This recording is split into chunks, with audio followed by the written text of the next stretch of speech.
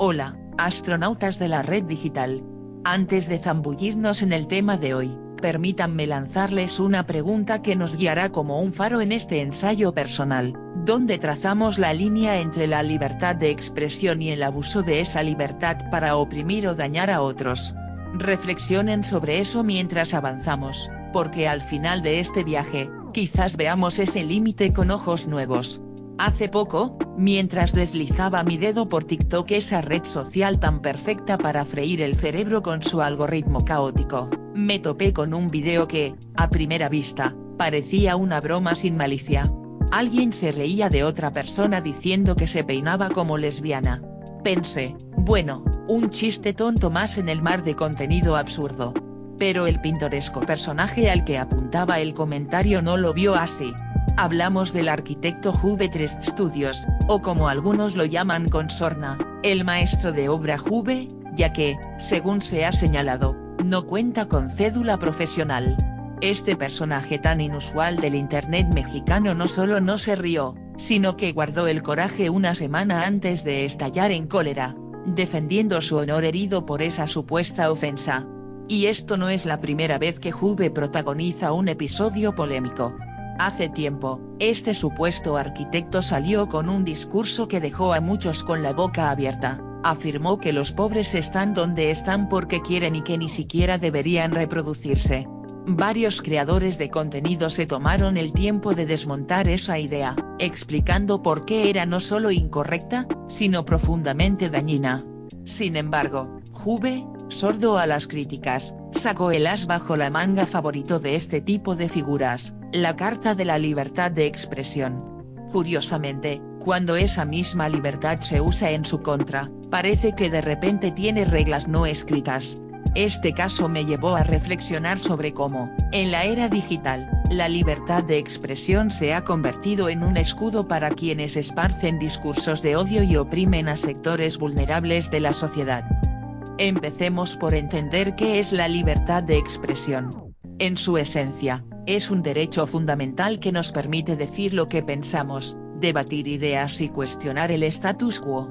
La Declaración de Principios sobre Libertad de Expresión de la Comisión Interamericana de Derechos Humanos establece que toda persona tiene derecho a comunicar sus opiniones por cualquier medio, incluso aquellas que puedan ofender o molestar, siempre que no inciten a la violencia. Es un pilar de las democracias, un espacio donde las voces diversas pueden coexistir. Pero aquí entra el dilema, ¿qué pasa cuando esa libertad se tuerce para justificar el odio? Porque no es lo mismo criticar una idea que atacar a un grupo entero basándose en su identidad, sea por género, orientación sexual, clase social o cualquier otra característica. El caso de Juve Studios es un ejemplo claro de este mal uso. Su comentario inicial sobre el peinado, aunque presentado como broma, abrió la puerta a un debate más amplio cuando su reacción y su historial salieron a la luz. Su discurso previo sobre los pobres no fue una opinión aislada, sino una declaración que deshumaniza a millones, sugiriendo que su situación es una elección y que no merecen existir. Esto no es un ejercicio de libre pensamiento, es un ataque disfrazado de opinión. Y cuando se le confrontó, en lugar de dialogar, recurrió a la libertad de expresión como un argumento de autoridad, como si esa carta le diera carta blanca para decir lo que quisiera sin consecuencias.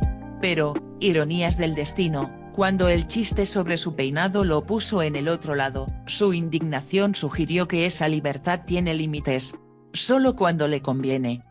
Este patrón no es exclusivo de Juve.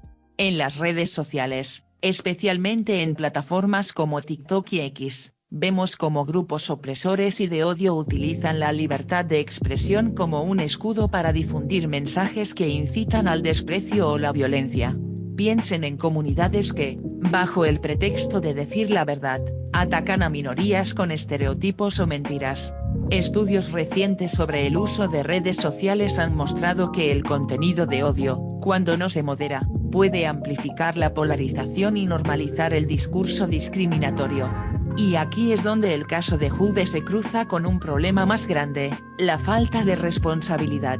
Porque la libertad de expresión no es un cheque en blanco, viene con la obligación de respetar la dignidad de los demás. La filósofa Martha Nussbaum, en su trabajo sobre las emociones y la justicia, argumenta que las sociedades deben proteger a los individuos de discursos que los deshumanicen, porque eso erosiona los cimientos de una convivencia equitativa. Pero, ¿quién decide dónde está esa línea? Las plataformas digitales enfrentan este desafío constantemente. TikTok, por ejemplo, ha implementado políticas contra el discurso de odio, pero su algoritmo a veces amplifica contenido controversial por su capacidad de generar engagement. En el caso de Juve, su video inicial pudo haber sido visto como una broma inofensiva por algunos, pero el contexto de sus declaraciones previas lo convierte en parte de un patrón más preocupante.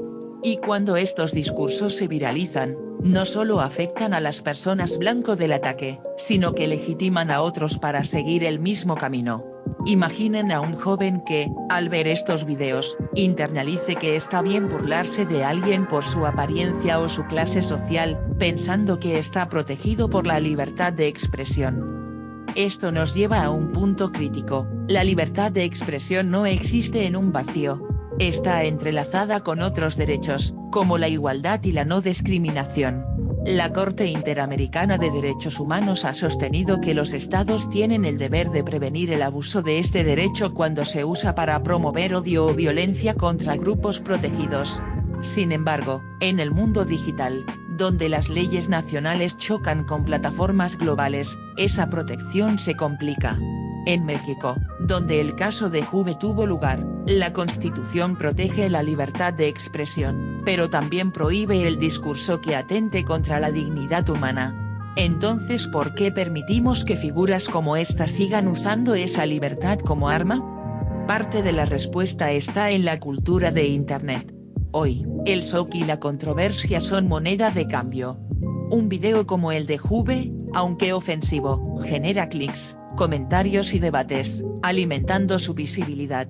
Y mientras las plataformas luchan por moderar contenido a veces con éxito limitado, los creadores como él encuentran en la libertad de expresión un argumento infalible para esquivar críticas.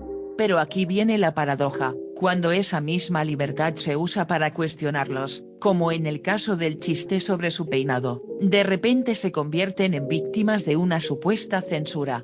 Es un juego de doble moral que expone cómo estos grupos opresores no buscan un diálogo real, sino un megáfono para sus prejuicios. Entonces, ¿qué podemos hacer?